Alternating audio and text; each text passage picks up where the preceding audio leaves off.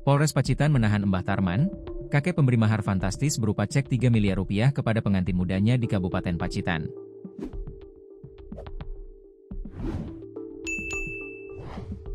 Ini merupakan babak baru dalam peristiwa yang membuat geger jagat maya tersebut. Pihak kepolisian menahan Mbah Tarman atas pemalsuan dokumen berupa cek senilai 3 miliar rupiah.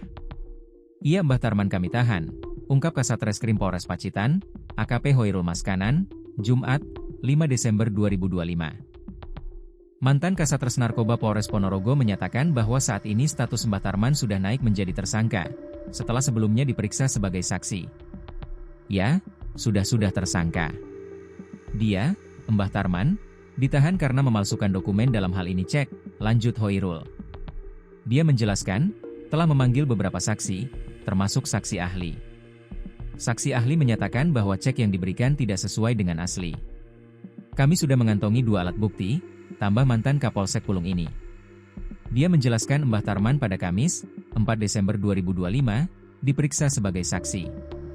Kemudian ada 2 alat bukti yang cukup, hingga status Mbah Tarman naik menjadi tersangka.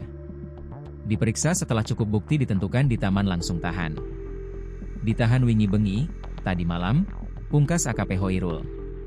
Pernikahan bermahar fantastis menggegerkan dunia maya, lantaran mahar fantastis cek senilai 3 miliar rupiah. Adalah pernikahan antara Tarman, 74, dan Sheila Arika, 24. Pernikahan keduanya berlangsung Rabu, 8 Oktober 2025, malam di Desa Jeruk, Kecamatan Bandar, Kabupaten Pacitan, Jawa Timur. Potongan akad nikah viral di media sosial, medsos, lantaran mahar yang diberikan. Namun keaslian mahar cek senilai 3 miliar rupiah itu dipertanyakan oleh berbagai pihak. Hingga kasus ini digarap Polres Pacitan.